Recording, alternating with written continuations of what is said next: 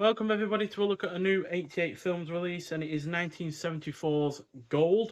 So this is directed by Peter R. Hunt, whose most famous other film would be On Her Majesty's Secret Service, his only Bond directorial effort.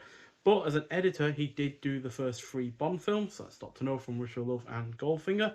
So this is a thriller, clocking in at 120 minutes long, stars Roger Moore, who was in 7 Bond films himself, but outside of that, he was also in The Cannonball Run and The Man Who Haunted Himself.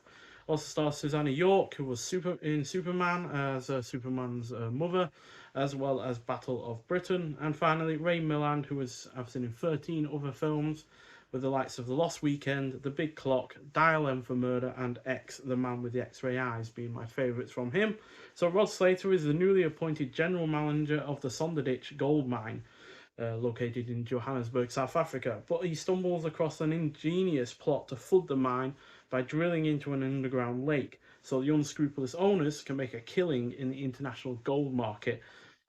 It's kind of similar to Goldfinger in some ways. You know, he was trying to manipulate the gold market by basically detonating a dirty bomb in Fort Knox. Obviously, this isn't Fort Knox, it's a mine, but you know, it's still trying to manipulate the gold markets in some form or another. But despite that, and the fact that this goes off on a few tangents, which makes the plot unfocused at times, while being a little on the lengthy side of things, given, you know, it's quite a basic plot, this was more or less an engrossing effort that has a good cast and a surprising amount of violence on the realistic side of things, especially when it comes to the flooding of the mine itself, because obviously the water that is being ejected into the mine is coming out at such a high pressure that it's basically like being sandblasted, and your people's faces start being ripped apart and whatnot like that. And yeah, quite violent, and surprisingly so for a 12 rated film. But it is also well shot, the production is well done, the score is great by Elmer Bernstein, the plot is generally engrossing, and the finale has plenty of tension to it as they try and wrestle with the water that is flooding the mine. So yeah, overall a solid effort. Nothing spectacular, and certainly not as good as Peter Hunt's other effort with On Her Majesty's Secret Service. But as far as, you know, Roger Moore films outside of the Bond series, this is a pretty strong one. Not my favourite. I'd say The Man Who Haunted Himself is probably a little bit better, but this is still overall a really rather good effort. 3.5 out of 5 stars. So yeah, only physical extras we get with this is this really rather nice slipcover, which I do like because it emphasises the gold, and even the gold in Roger Moore's hand. You can see that. So yeah, that's nicely done. And disc itself, though, is printed, so there is that. And we do get reversible artwork with the original artwork and the new artwork on the other side. In terms of extras on the disc, well, we get a 1080p high definition Blu-ray presentation in 2.39 to 1 aspect ratio. Get English mono, optional English subtitles, audio commentary with actor Sir Roger Moore and production designer Sid Kane, which was moderated by Marcus Hearn. That might well have been a DVD extra at some point, because obviously I'm not sure if this has had a Blu-ray release before, and obviously Roger Moore only died quite a while ago, so yeah, it's unlikely to be from another Blu-ray release. But you know, as long as the audio sounds good, it doesn't matter. Got Gold Rush's interview with editor and second unit director John Glenn.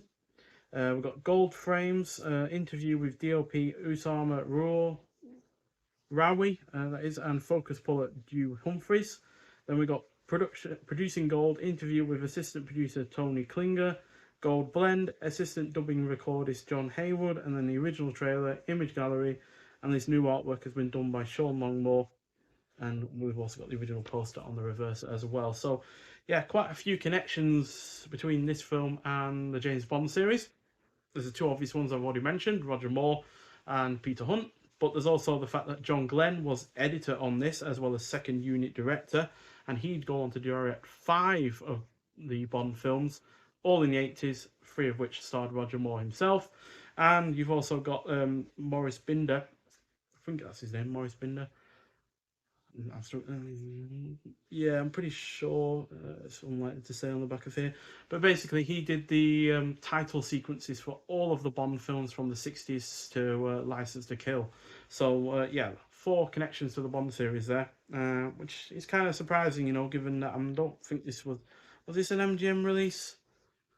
It might well have been, which might be why there's so many connections. But regardless, a really good film. Like I said, it does take its time in some regards, with it's going off in tangents and the pacing is a little bit off, and the length of the film is a little bit too long in parts, too long in general. But still, overall, a solid effort. And like I said, you can do a whole lot worse in terms of Roger Moore films from outside of the Bond series, and even to be honest, inside the Bond series in a couple of instances. So, yeah, we're getting a fair few Roger Moore films on Blu-ray this year. We've already had the Cannonball Run. We're getting Shout at the Devil, which I think was also directed by Peter Hunt, and we're also getting The Man Who Haunted Himself as well. I'm not sure who's releasing that. It might be Studio Canal or BFI, but I know that Shout at the Devil is getting released by 88 Films as well. So yeah, I'm looking forward to those other two films to go along with this one and the Cannonball Run, because yeah, it's nice to have more films from a well-known actor's filmography that haven't really seen the light of day much before. So yeah, but nonetheless, thank you for watching. If you have seen this film before, I'd like to hear your thoughts on it, and I'll see you in the next one. Bye.